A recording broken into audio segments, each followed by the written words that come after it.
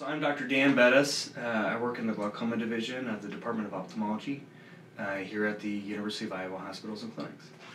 So glaucoma is a disease of the optic nerve.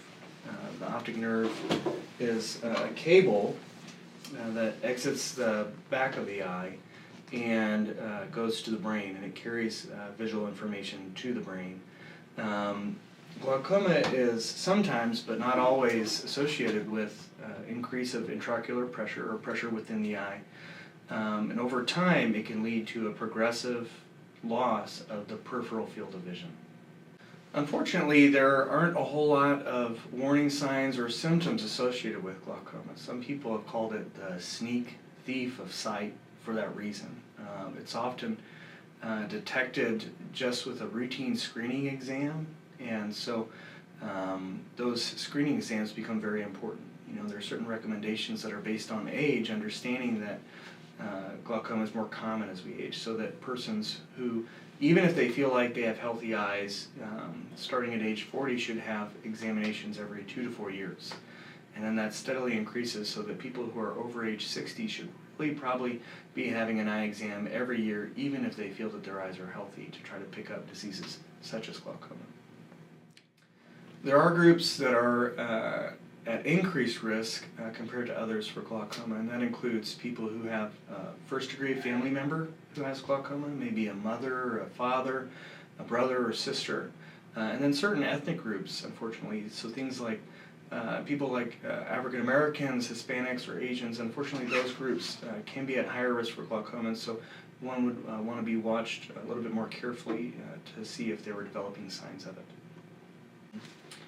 So current treatments for glaucoma first start with medications or drops that are given to the eye to lower the eye pressure to decrease the risk of damage to the optic nerve. There are also laser treatments that can be done in the clinic to accomplish the same goal. And then traditionally there's been a gap, a gap after those medical and laser treatments where perhaps we're not entirely comfortable with how a patient's doing, but we're not quite ready to go to a surgery to lower the eye pressure. There have been good surgeries for decades, to lower the eye pressure, but they have a certain recovery period that's involved.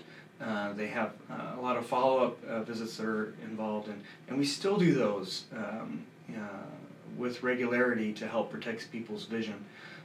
But there is a newer category of surgery for glaucoma called minimally invasive glaucoma surgery or microinvasive glaucoma surgery. And the goal of that surgery is to maybe fill in that gap where perhaps someone's not doing quite so well on drops or laser therapies, but you're not quite ready to go to one of the more invasive surgeries yet. That's where these minimally invasive glaucoma surgeries can come in. These are sometimes combined with cataract surgery, and they aim to optimize or increase the eye's own natural drainage pathway to lower the pressure. And so they tend to have less recovery time, and then in many cases less potential for serious side effects. So in someone who felt like they were at increased risk for glaucoma, I think the most important first step is to simply have an eye exam. It doesn't necessarily have to even be with a glaucoma specialist. It could be with their local eye care provider. What that eye care provider might do to look at their risk for glaucoma is they might check the eye pressure at that appointment. They may perform a test of the peripheral field of vision. This is the form of the vision that is preferentially affected by glaucoma, but we don't exactly notice in day-to-day life because it's way out there at the edges, and so they may perform a test to look at the function of that. They may check the thickness of the clear front window of your eye, or the cornea, which funny enough, it turns out that can be one of the things that affects our risk for glaucoma. And then they'll examine the optic nerve. They may take some pictures of the optic nerve to look at its appearance and whether it appears healthy and robust, or if it appears to be thin in certain areas, which can be true in glaucoma.